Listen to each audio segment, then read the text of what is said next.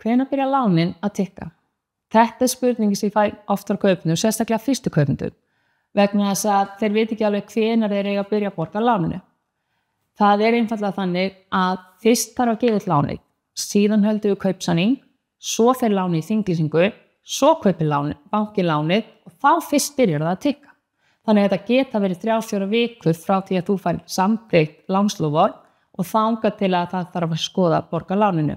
Venjulega það þannig að segjum að kaupsamningur sé haldinn 12. maí, þá fyrsti gjalddagi lánsins 1. júlí, að það alltaf heill mánuður og svo afgangurinn af hinum mánuðurinn.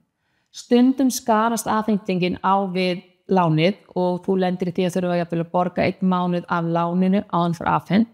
Þá hægt að biðja bankanum að seinka greiðslunni 1 mánuð, en þá þarf að hafa í huga að þú borgar náttúrulega bara hærri greiðslu næst.